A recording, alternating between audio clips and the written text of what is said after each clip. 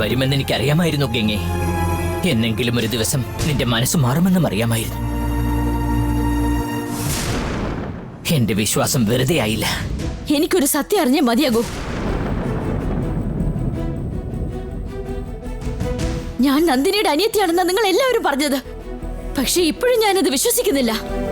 അതിന്റെ സത്യാവസ്ഥ അറിയാനാ ഞാനിപ്പോ നേരിട്ട് ഇങ്ങോട്ട് വന്നത്. ഇനി എന്നോട് ഒന്നും മറയ്ക്കാൻ നോക്കണ്ട.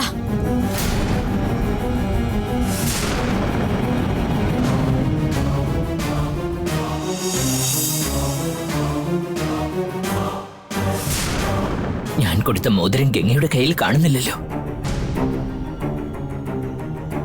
ഞാനും നന്ദിനി തമ്മിൽ എന്താ ബന്ധം?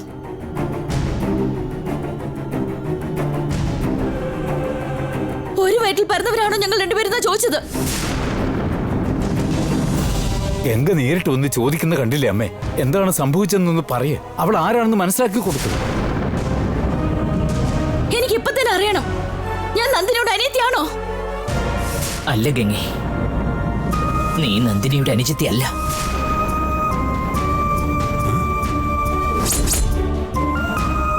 നീ മണികണ്ഠന്റെ മോളാണ്.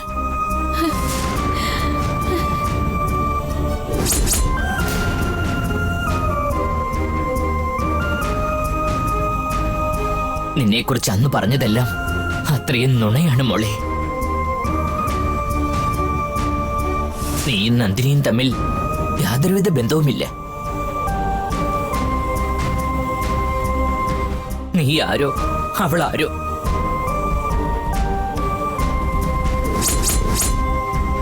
എന്തിനാ അമ്മ ഇങ്ങനെ ഈ നുണ പറയുന്നത്?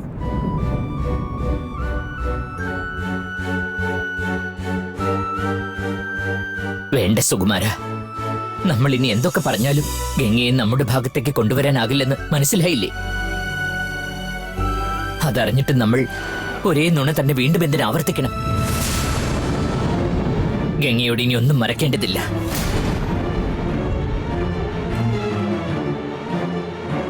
നന്ദിനി എന്റെ മകളാണെന്ന് ഞാൻ മനസ്സിലാക്കി സന്തോഷത്തോടുകൂടി കഴിയുന്ന സമയത്താണ് നന്ദിനിയെ കൊല്ലുവാൻ വേണ്ടി സഹായവും അഭ്യർത്ഥിച്ച് നീ ഇവിടേക്ക് വന്നത്. നിന്റെ മനസ്സ് മാറ്റാൻ വേണ്ടി മാത്രമാണ് നീ നന്ദിനിയുടെ അനുജത്തിയാണെന്ന് ഞാനന്ന് കള്ളം പറഞ്ഞത്. നിന്നെ പൂർണ്ണമായും വിശ്വസിപ്പിക്കാൻ വേണ്ടിയാ നന്ദിനിയോടും സുകുമാരനോടും ഞാൻ അതേപോലെ തന്നെ പറയുവാൻ പറഞ്ഞത്. എന്നാൽ എത്ര പേര് പറഞ്ഞിട്ടും നീ അത് വിശ്വസിച്ചില്ല. ഇനിയും നിന്നോട് അതുപോലെ കള്ളം പറയാൻ എനിക്കാവില്ല. നീയും നന്ദിനിയും തമ്മിൽ യാതൊരുവിധ ബന്ധവുമില്ല ഗംഗെ. ഞാൻ നിന്നോട് എല്ലാ സത്യവും വെളിപ്പെടുത്തിയില്ലേ? പകരമായി എനിക്കായി നീ ഒരേ ഒരു സഹായം ചെയ്യില്ലേ മകളെ? നന്ദിനിയെ കൊല്ലാനുള്ള നിന്റെ ആഗ്രഹം ഉപേക്ഷിക്കും. ഞാൻ നന്ദിനിയുടെ അനിയത്തിയല്ലെന്നുള്ള സത്യം അറിഞ്ഞല്ലോ. എനിക്കിപ്പോ സമാധാനായി. പക്ഷെ ഒരു കാര്യം, ആരൊക്കെ എന്തൊക്കെ പറഞ്ഞാലും ശരി, എന്റെ തീരുമാനത്തിൽ ഒരു മാറ്റം ഉണ്ടാവില്ല. നന്ദിനി അവസാനിപ്പിക്കുക എന്നുള്ളത് ഞാൻ എടുത്ത ശപഥമാണ്. ഇനി ആര് വിചാരിച്ചാലും അതിൽ മാറ്റം ഉണ്ടാവില്ല. ഗംഗേ,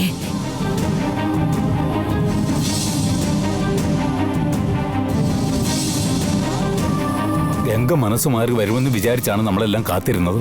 അവള് തന്നെ വന്ന് സത്യം എന്താണെന്ന് ചോദിച്ചപ്പോ എന്തിനാ അമ്മേ ഇങ്ങനെ മാറ്റി നുണ പറഞ്ഞത്? ഗംഗയോട് അവളുടെ ചേച്ചി നന്ദിനിയാണെന്ന് പറയണമെന്നാണ് ഞാൻ കരുതിയത്. എന്നാൽ ഗംഗയുടെ കൈവശം കറുപ്പിന്റെ മോതിരമില്ലെന്ന് കണ്ടപ്പോൾ മാത്രമാണ് നുണ പറയുവാനുള്ള തീരുമാനം ഞാൻ എടുത്തത്. ഗംഗയുടെ കയ്യിൽ മോതിരമില്ലാത്ത ഈ സമയത്ത് ഗംഗ നാഗവംശത്തിൽ ജനിച്ചവളാണെന്ന് നാഗനന്ദിയൻ കണ്ടുപിടിച്ചു കഴിഞ്ഞാൽ ഗംഗയെ അവരുടെ നിയന്ത്രണത്തിലേക്ക് കൊണ്ടുവന്ന് നന്ദിനിയെ നശിപ്പിക്കാൻ ശ്രമിക്കുന്നതാണ്. ഗംഗയ്ക്ക് നന്ദിനിയുടെ മേൽ വെറുപ്പുണ്ടെങ്കിൽ മാത്രമേ നാഗനന്ദിയനും മാധവിക്കും അവളോട് വെറുപ്പുണ്ടാവുകയുള്ളൂ. അവർക്ക് സംശയം തോന്നാതിരിക്കാൻ വേണ്ടിയാ ഗംഗ നന്ദിനിയുടെ അനുജത്തിയാണെന്നുള്ള സത്യം ഞാൻ അവളിൽ നിന്നും മറച്ചത്. അതിനുവേണ്ടി ഇങ്ങനെ സത്യം മൂടി വെക്കുന്നത് എന്തിനാ? ഇതെല്ലാം ചെയ്യിക്കുന്നത് കറുപ്പനാണെന്ന് തന്നെ ഞാൻ വിശ്വസിക്കുന്നു. കറുപ്പൻ രക്ഷിക്കുമെന്ന വിശ്വാസത്തിൽ തന്നെയാണ് ഞാൻ പറഞ്ഞത്. ഗംഗയെയും നന്ദിനിയെയും കറുപ്പൻ സ്വാമി തന്നെ ഒന്നിപ്പിച്ചോളും.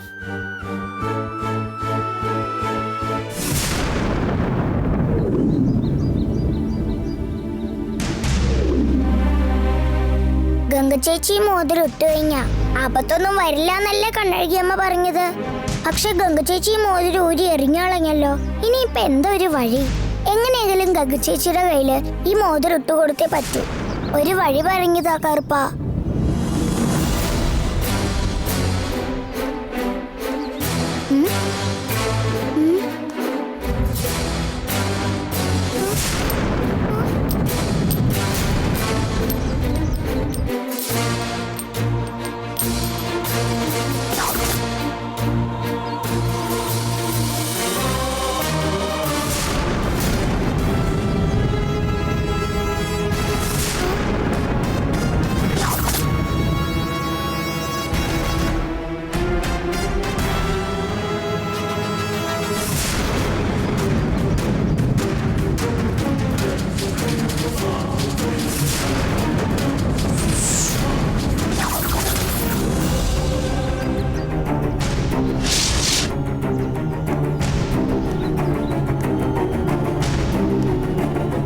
ഇതാരുടെ മോതിരമാണ്?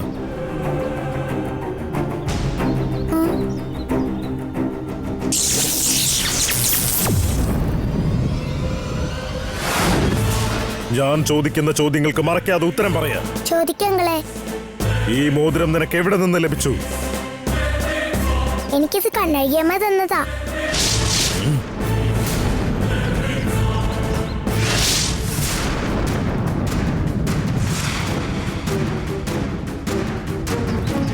അവരെന്തിനാണ് മോൾക്ക് ഈ മോതിരം തന്നിരിക്കുന്നത്? ഈ മോതിരം ഗംഗച്ചേച്ചിയുടെ കയ്യിൽ ഇട്ടു കൊടുക്കാൻ പറഞ്ഞു എന്നോട്.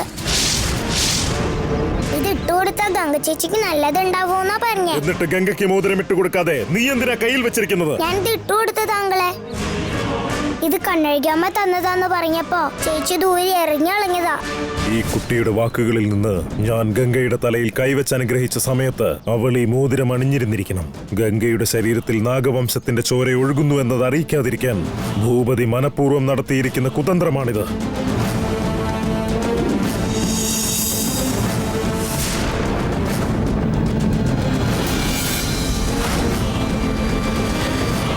അപ്പോ എന്റെ സംശയങ്ങൾ തെറ്റിയിട്ടില്ല. ഗംഗ തന്നെ ആയിരിക്കണം പാർവതിയുടെ മകൾ. ഒരിക്കൽ കൂടി ഗംഗയുടെ തലയിൽ കൈവച്ച് അനുഗ്രഹിച്ച് സംശയങ്ങൾ അകറ്റിയേ മതിയാകൂ. ഇതാ മോളെ നിന്റെ മോതിരം.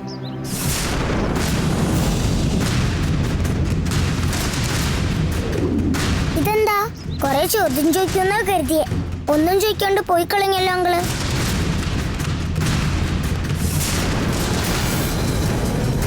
മാധവി, എനിക്ക് ഗംഗയെ ഉടനെ തന്നെ കാണണം. എന്താ കാര്യം എന്ന് പറയും നന്ദിയ? ഗംഗ തന്നെയാണ് നമ്മൾ അന്വേഷിക്കുന്ന നന്ദിനിയുടെ അനിയത്തി. അന്ന് അവളെ പറ്റി നിങ്ങൾ കണ്ടുപിടിക്കാൻ ശ്രമിച്ചിട്ട് അല്ലെന്ന് പറഞ്ഞതല്ലേ? അപ്പൊ പിന്നെ എന്താ ഇപ്പൊ ഇങ്ങനൊരു സംശയം? അന്ന് നമ്മൾ അവളെ പരിശോധിച്ച സമയത്ത് ആ കണ്ണഴകി അതിസാമർത്ഥ്യം കാട്ടി അവളെ രക്ഷിച്ചതാണ്. എന്താ ചെയ്തിരുന്നേ? ഗംഗ ആരാണെന്ന് നമ്മൾ കണ്ടുപിടിക്കാതിരിക്കാനായി ആ കണ്ണഴകി ദേവസേനയുടെ കൈവശം ഗംഗയ്ക്ക് നൽകാൻ ഒരു മോതിരം കൊടുത്തയച്ചിരുന്നു. ആ മോതിരത്തെ ഗംഗ അണിഞ്ഞിരുന്നത് കൊണ്ടാണ് ഞാൻ അവളെ പരിശോധിച്ച സമയത്ത് അവളിൽ നാഗവംശ രക്തം ഒഴുകുന്നുണ്ടെന്ന് എനിക്ക് കണ്ടുപിടിക്കാനാകാഞ്ഞത്. മോതിരം കണ്ണഴകി കൊടുത്തയച്ചതാണെന്ന് മനസ്സിലാക്കി ഉപേക്ഷിച്ചിരിക്കുകയാണ് ഗംഗ. നമ്മൾ ഈ സമയത്ത് ഗംഗയെ വീണ്ടും പരിശോധിച്ചാൽ സത്യം മനസ്സിലാക്കാനാകും. എന്നാൽ നന്ദിയ, ഗംഗ മറ്റെവിടേക്കോ പോയിരിക്കുക. അവൾ എപ്പോ വരും എന്നറിയില്ല. ഗംഗ ആ കണ്ണഴകിയെ പോയി കണ്ടാൽ അവളെ പറ്റിയുള്ള രഹസ്യങ്ങൾ കണ്ണഴകി വെളിപ്പെടുത്തുന്നതാണ്.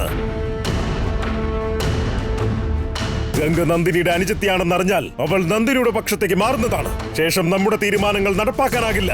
അതുകൊണ്ട് ഉടൻ തന്നെ ഗംഗ എവിടെയാണെന്ന് മനസ്സിലാക്കി തടയണം. വാ പോവാം.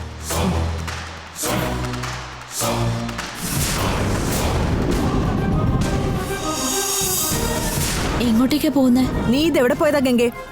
ഞാൻ കണ്ണഴകിയുടെ വീട്ടിൽ പോയിട്ട് വരാ.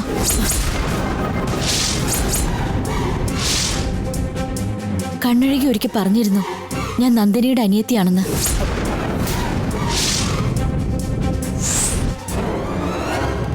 അന്ന് ഞാനത് വിശ്വസിച്ചില്ല.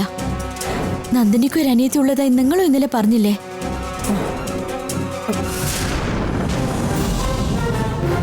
അപ്പൊ കണ്ണഴകി പറഞ്ഞതിൽ സത്യമുണ്ടോന്ന് എനിക്കൊരു സംശയം തോന്നി. ആ കാര്യം അറിയാനാ ഞാനിന്ന് അവരെ കാണാൻ പോയത്. എന്നിട്ടാ കണ്ണഴുകി എന്താ പറഞ്ഞേ? അന്ന് പറഞ്ഞതൊക്കെ വെറുതെ ആയിരുന്നു എന്ന് സമ്മതിച്ചു എന്നോട്. എനിക്ക് നന്ദിനിയോടുള്ള ദേഷ്യം ശമിപ്പിക്കാനാണത്രേ ഞാൻ നന്ദിനിയുടെ കൂടപ്പിറപ്പാണെന്ന് അവരെന്നോട് അങ്ങനെ ഒരു നുണ പറഞ്ഞത്. നന്ദിനിയുടെ അനിയത്തി ആകരുതേന്നായിരുന്നു എന്നും എന്റെ പ്രാർത്ഥന. ആ പ്രാർത്ഥന ദൈവം കേട്ടു. ഇപ്പോഴാണ് എനിക്ക് സമാധാനായത്. ഇനി നന്ദിനിയോട് പ്രതികാരം ചെയ്യുന്നതില് എനിക്ക് യാതൊരു തടസ്സമില്ല. അങ്ങനെ അനുഗ്രഹിച്ചാ മതി. എന്റെ അനുഗ്രഹങ്ങളും തുണയും നിനക്കെന്നും ഉണ്ടാകും.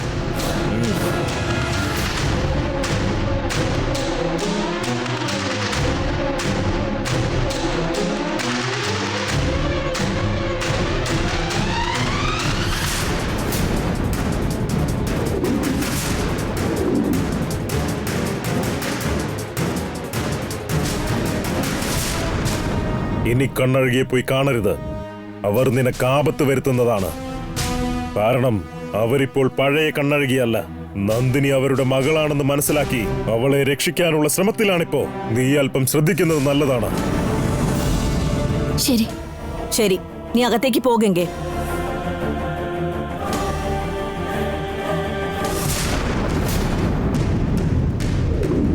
ഗംഗയുടെ തലയിൽ കൈവച്ച് അനുഗ്രഹിച്ചില്ലേ?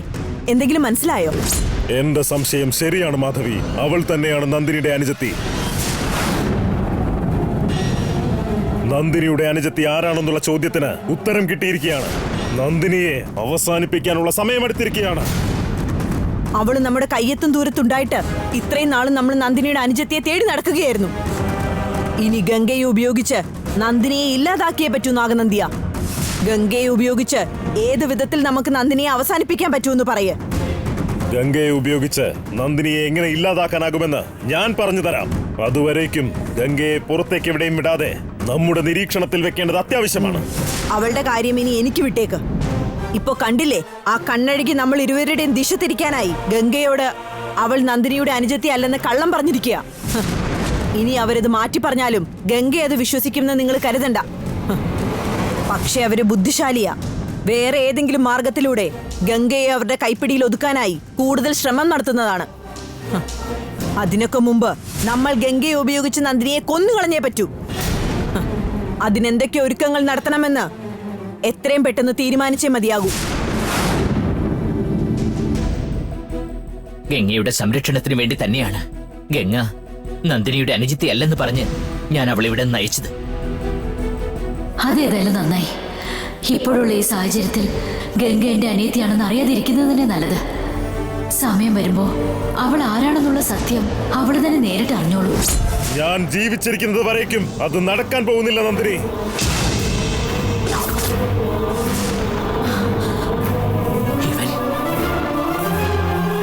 നടക്കാൻ പോകുന്നില്ല നന്ദിനി.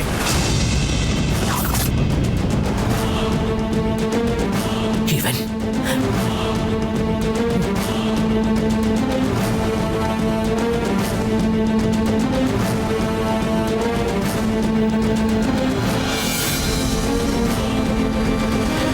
നീ എന്നെ വിഡ്ഢിയാക്കാൻ ശ്രമിച്ചിരിക്കാം, എന്നാൽ ഞാനാണ് നിങ്ങളേവരെയും വിഡ്ഢികളാക്കിയിരിക്കുന്നത്.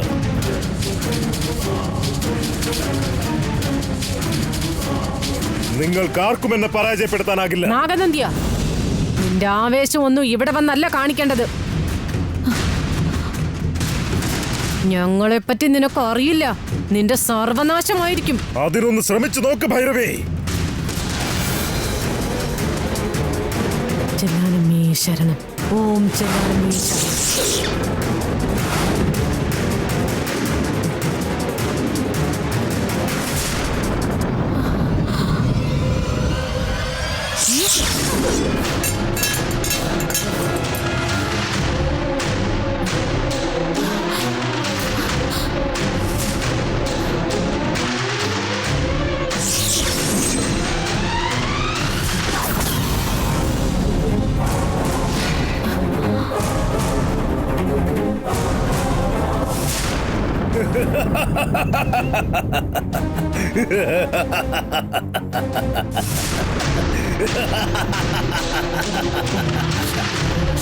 വേണ്ട ഭൈരവി, പൊരുതാനുള്ള നേരമല്ല ഇത്. അപ്പോ നിനക്കറിയാം എന്നെ എതിർത്തിട്ട് കാര്യമില്ലെന്ന്. അത്ര ശക്തനാണ് നന്ദിനി ഞാൻ. നീ അധികം സംസാരിക്കണമെന്നില്ല. നീ എന്തിനാ വന്നത് അത് പറയും നന്ദിയ. ഇത്രയും നാളായി നിങ്ങൾ എന്നിൽ നിന്ന് മറച്ചു വെച്ചിരുന്ന മഹാരഹസ്യം ഇപ്പോൾ ഞാൻ അറിഞ്ഞു കഴിഞ്ഞിരിക്കുകയാണ്. നന്ദിനിയുടെ അനുജത്തി ഗംഗയാണെന്ന് ഞാൻ മനസ്സിലാക്കി ഭൂപതി.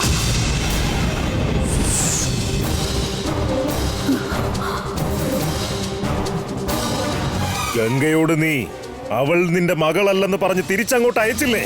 സത്യം പറയേണ്ടിയിരുന്ന നീ ഞങ്ങളെ തെറ്റിദ്ധരിപ്പിക്കാനായി കള്ളം പറഞ്ഞതുകൊണ്ടാണ് എന്റെ സംശയം ശക്തിപ്പെട്ടത്. ഇനി ഗംഗ ഒരിക്കലും നിങ്ങളെ സഹായിക്കാനായി എത്തില്ല. അവൾ ഇനി എന്നും ഞങ്ങളുടെ പക്ഷത്താണ്. അവളെ മുൻനിർത്തി ഞാൻ വിജയം വരിക്കും ഭൂപതി. ഗംഗയ്ക്ക് ഒരു ആപത്തും ഉണ്ടാകരുത്. അങ്ങനെ എന്തെങ്കിലും സംഭവിക്കുകയാണെങ്കിൽ ഞാൻ വെറുതെ ഇരിക്കുമെന്ന് കരുതണ്ട നാഗനന്ദ്യ. എന്ത് വേണമെങ്കിലും ചെയ്യാം നന്ദിനി. എന്നാൽ ഒരു കാര്യം നീ മനസ്സിലാക്കിക്കോ, ഗംഗയുടെ ജീവൻ ഇപ്പൊ എന്റെ കൈകളിലാണ്.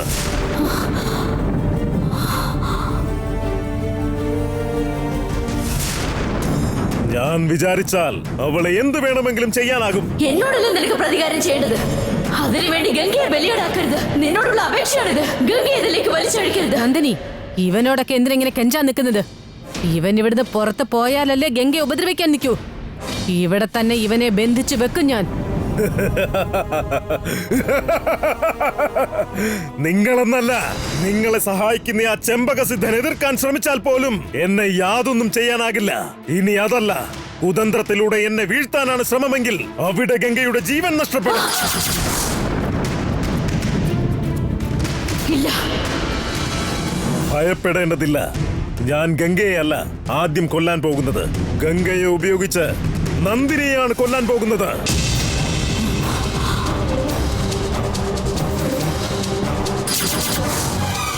ഇവളെ കൊന്നുകഴിഞ്ഞ് ഗംഗയെയും ഞാൻ ഇല്ലാതാക്കുന്നതാണ്. 2 മക്കളുടെയും മരണം കണ്ടു കഴിഞ്ഞിട്ടേ ഞാൻ നിന്നെ കൊല്ലൂ ഭൂപതി.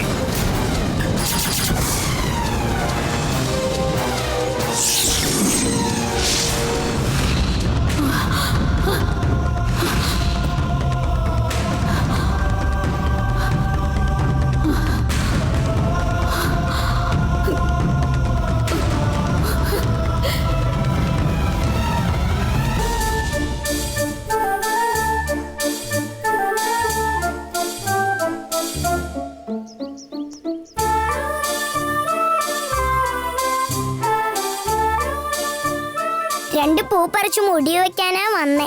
എല്ലാ പൂവും കാണാൻ നല്ല രസാലേ. ഇനി ഇതെങ്ങനെ പറിച്ചു മുടി വെക്കുക? പറക്കണ്ട, ചെടി തന്നെ നിക്കട്ടെ. നിങ്ങളൊക്കെ ഇവിടെ തന്നെ നിന്നോട്ടോ.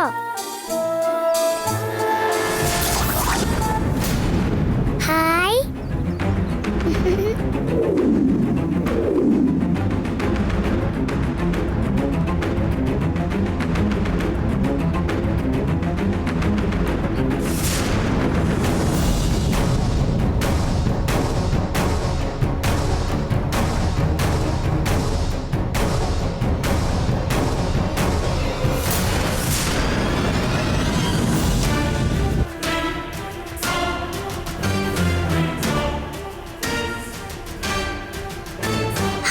എന്ത് രസീ പാവയെ കാണാൻ. ഇതാര് ഇവിടെ കൊണ്ടുവന്നു വെച്ചേ? എന്റെ കയ്യിൽ കിടന്നിരുന്ന ആ ഏലസ് അഴിച്ചു കളയാൻ വേണ്ടി നിന്റെ അമ്മയല്ലേ നിന്നെ അങ്ങോട്ടേക്ക് പറഞ്ഞയച്ചത്. ഇപ്പൊ നിന്നെ കൊല്ലാനായിട്ട് ആ പാവയ്ക്കുള്ളിൽ ഞാൻ ടൈം ബോംബ് ഫിക്സ് ചെയ്തിരിക്കാം. ഇന്നത്തോടെ നിന്റെ കഥ തീർത്ത് നിന്റെ അമ്മ ജാനകിയോട് പ്രതികാരം ചെയ്യണം എനിക്ക്. ആരാ പാവക്കുട്ടി നീ? നീ എങ്ങനെ ഇവിടേക്ക് വന്നേ? നിന്റെ പേരെന്താ പാവേ? നമുക്ക് എന്റെ സ്കൂളിലോട്ട് പോവാം. എന്റെ ഫ്രണ്ട്സിനൊക്കെ പരിചയപ്പെടുത്തി തരാം.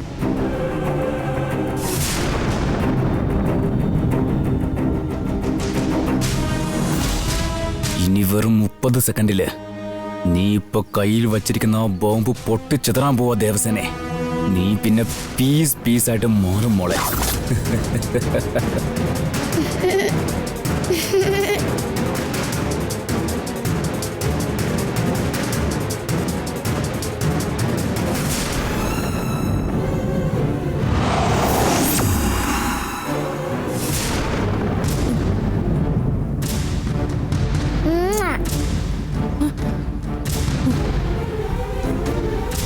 എന്തിനാ ഇവനിങ്ങനെ വാച്ചിലേക്ക് നോക്കിക്കൊണ്ടിരിക്കുന്നേ?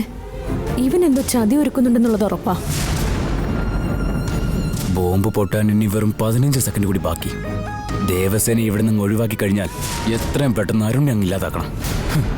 അവന്റെ കയ്യിലും ഇതുപോലൊരു ബോംബ് വെച്ചു കൊടുത്തങ്ങ് പറഞ്ഞയക്കണം ഇവിടുന്ന്.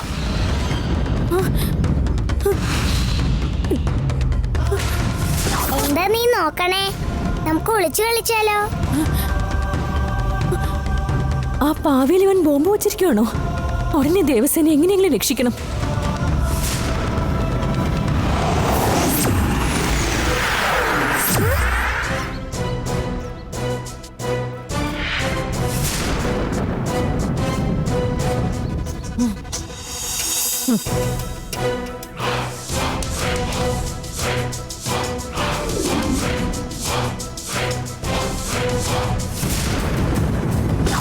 എന്റെ മോളെ കൊല്ലാൻ നോക്കുക.